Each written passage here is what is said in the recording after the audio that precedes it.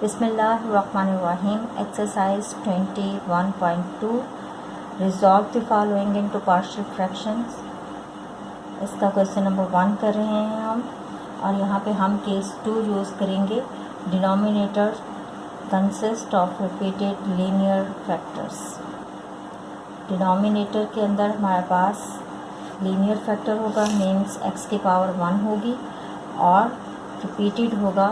Repeat x square है तो x plus 1 एक फैक्टर और दूसरा फैक्टर भी x प्लस 1 होगा।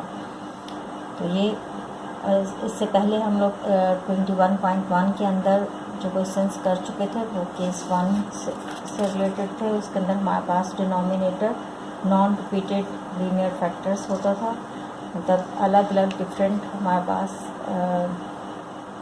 डिनोमिनेटर में फैक्टर्स होते थे। अब हमारे पास एक ही फैक्टर होगा, सेम फैक्टर होगा। तो इसे सॉल्व करते हैं। किस तरह से सॉल्व करेंगे?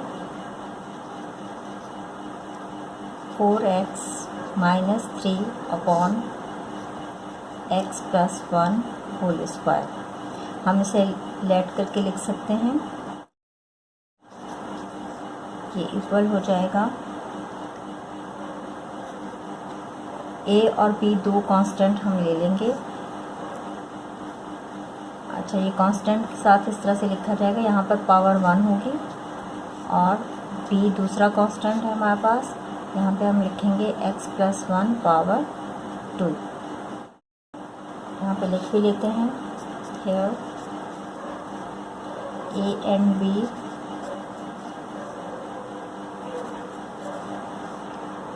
are unknown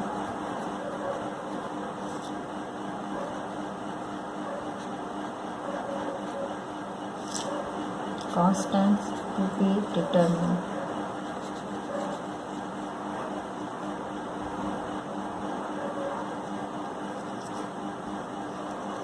From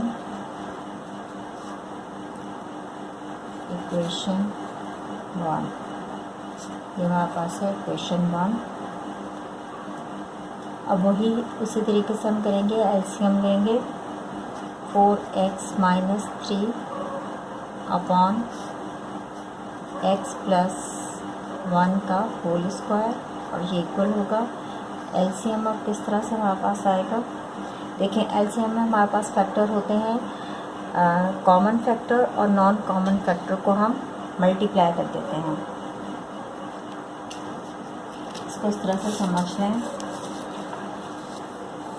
ये हमारे पास फैक्टर हैं इसके x प्लस 1 और x प्लस 1 का होल स्क्वायर। एलसीएम लेते हैं तो जो कॉमन फैक्टर हमारे पास होते हैं उन्हें हम एक दफ़ा लिखते हैं। ये इस तरह से हो जाएगा x प्लस 1, और यहाँ पर x प्लस 1 पावर्स की 2 है, तो इसको हम इस तरह से लिख सकते हैं x प्लस 1 x प्लस 1। अब ये हमारे पास पेयर बन रहा है, तो यहाँ से एक फैक्टर हमारे पास आएगा x प्लस 1, और दूसरा ये नॉन कॉमन फैक्टर है, ये आ जाएगा। और इनको हम लिख सकते हैं x प्लस 1 का होल स्क्वायर जो मल्टीप्लाई होगा। तो यहाँ पर एलसीएम हमारे पास आएगा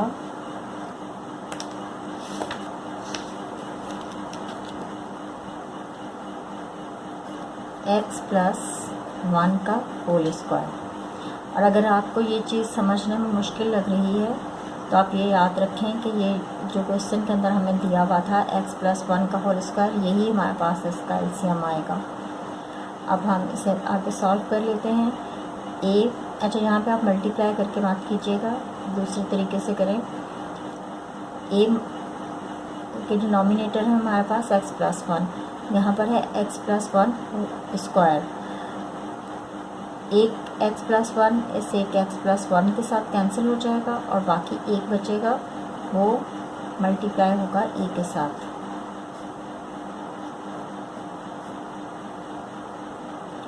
प्लस b, और b के डिनोमिनेटर में है x प्लस 1 का होल स्क्वायर, तो ये x प्लस 1 के होल स्क्वायर के साथ कैंसिल हो जाएगा, तो यहाँ पे सिर्फ b ही आएगा हमारे पास। अब ये डिनोमिनेटर में हमारे पास x प्लस 1 होल स्क्वायर आ रहा है, यहाँ पे भी x प्लस 1 होल स्क्वायर आ रहा है, इसे हम कैंसिल कर सकते हैं। आपकी बुक में मल्टीप्लाई करके दिया हुआ है।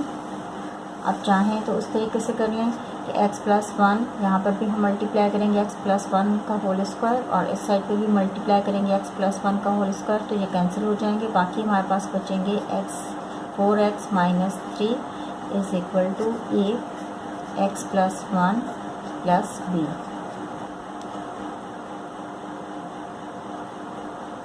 यहाँ पे मल्टीप्लाई हो रहा है तो उसे हम मल्टीप्लाई कर देते हैं। x minus 3 as it is equal to a अंदर मल्टीप्लाई होगा ax plus a plus b, और ये हमारे पास होगी इक्वेशन 2। इक्वेटिंग द कोएफिशिएंट लिख भी लेते हैं यहाँ पे।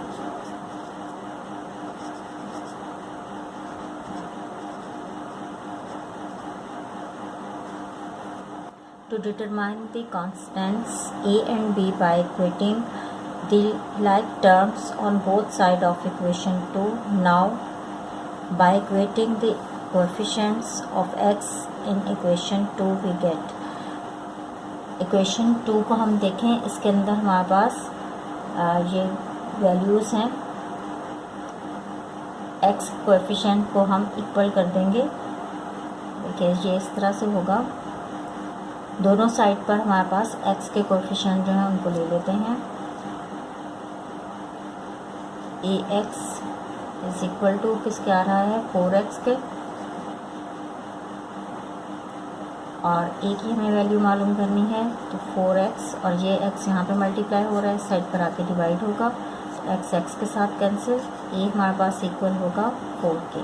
तो ये इस तरह से हमारे पास a की वैल्यू आ गई।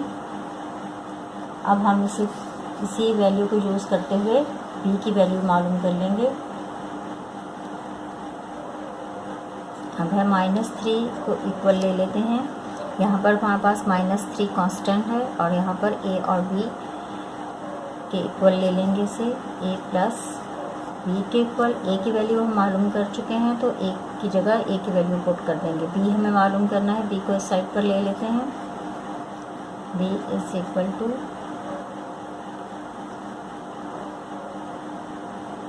लेकिन b को इस साइड पर रहने दें, a को इस साइड पर लेके जाएंगे तो माइनस का a हो जाएगा। हम इसको इस तरह से लिख लेते हैं, b इज इक्वल टू -3 और -a। तो b हमारे पास हो जाएगा, a हमारे पास इक्वल आ रहा है 4 के, तो a की जगह पर हम रख देंगे 4, b इज इक्वल टू -7। तो b की वैल्यू हमारे पास आ गई -7। अब इस तरह से हम a और b की वैल्यू मालूम कर लेंगे, और अब हम इसको पुट कर देंगे इक्वेशन 1 के अंदर।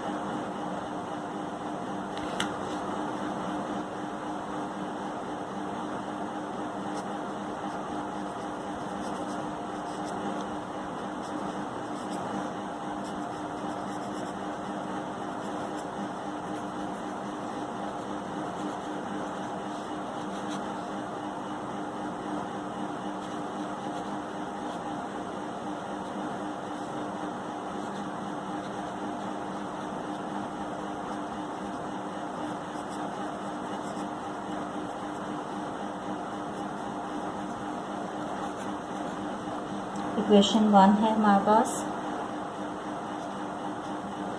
4x minus 3 upon x plus 1 का होल स्क्वायर, और ये इक्वल है। a की जगह पर हम a की वैल्यू रखेंगे। a हमारे पास आ रहा है 4, और डिनोमिनेटर में है x प्लस 1। यहाँ प्लस की साइन है, लेकिन b हमारे पास माइनस का आ रहा है, यहाँ पर माइनस की साइन हो जाएगी, -7 अपॉन x प्लस 1 का होल स्क्वायर। ये इसका आंसर। फॉर एग्जाम्पल हमारे पास है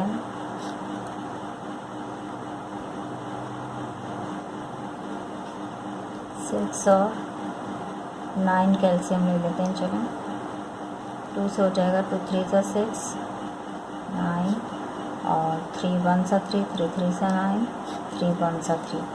एलसीएम में हम 2 का ये पेयर बन रहा है, तो हम इसे लिखते हैं 2 मल्टीप्लाई बाय 3। 3 2 टाइम्स हमारे पास आ रहा है, लेकिन हम एक ही दफ़ा लिखेंगे, और 6 हमारे पास इसका एलसीएम आएगा। अब यहाँ पर भी इसी तरह से ही होगा। हमारे पास आ रहा है x प्लस 1 और ये है x प्लस 1 का स्क्वायर।